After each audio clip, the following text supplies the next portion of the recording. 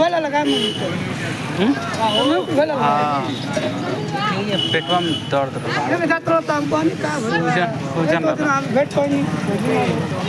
नहीं अचानक से हो जाला तबीयत खराब। हाँ दवा पहला ठीक बोली इंजेक्शन लगा करो।